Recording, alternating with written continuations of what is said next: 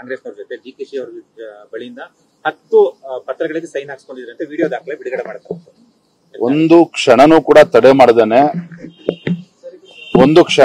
ತಡೆ ಮಾಡದೇನೆ ಮಾನ್ಯ ಯತ್ನಾಳ್ ಗೌಡ ಪಾಟೀಲ್ ಅವರು ನಾನು ವಿನಂತಿ ಮಾಡ್ತೇನೆ, ಆಗ್ರಹವನ್ನ ಮಾಡ್ತೇನೆ. ಶುಭ ಮುಹೂರ್ತಕ್ಕೆ ಕಾಯಕ್ ಹೋಗ್ಬೇಡಿ ಅಂತ ಏನೇ ದಾಖಲೆ ವಿಡಿಯೋಗಳು ಇದ್ರೂ ಸಹ ತತ್ಕ್ಷಣ ಬಿಡುಗಡೆ ಮಾಡಿ. ಆ ಒಂದು ಅವಶ್ಯಕತೆ ನನಗಂತೂ ಖಂಡಿತ ಇಲ್ಲ.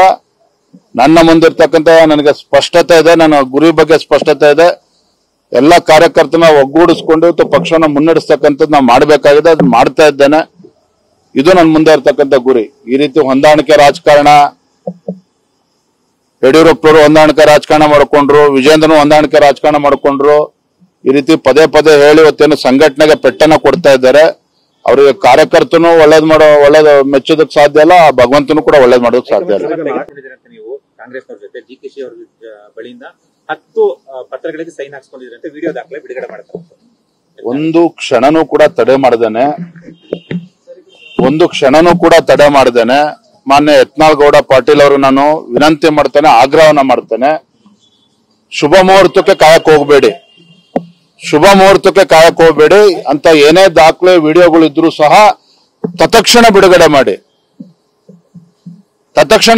ಮಾಡಿ. ಆ ಒಂದು ಅವಶ್ಯಕತೆ ನನಗಂತೂ ಖಂಡಿತ ಇಲ್ಲ. ನನ್ನ ಮುಂದಿರ್ತಕ್ಕಂಥ ನನಗೆ ಸ್ಪಷ್ಟತೆ ಇದೆ, ನನ್ನ ಗುರಿ ಬಗ್ಗೆ ಸ್ಪಷ್ಟತೆ ಇದೆ.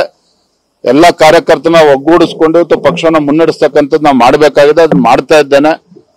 ಇದು ನನ್ನ ಮುಂದೆ ಇರ್ತಕ್ಕಂಥ ಗುರಿ. ಈ ರೀತಿ ಹೊಂದಾಣಿಕೆ ರಾಜಕಾರಣ, ಯಡಿಯೂರಪ್ಪರು ಹೊಂದಾಣಿಕೆ ರಾಜಕಾರಣ ಮಾಡ್ಕೊಂಡ್ರು, ವಿಜೇಂದ್ರನು ಹೊಂದಾಣಿಕೆ ರಾಜಕಾರಣ ಮಾಡ್ಕೊಂಡ್ರು.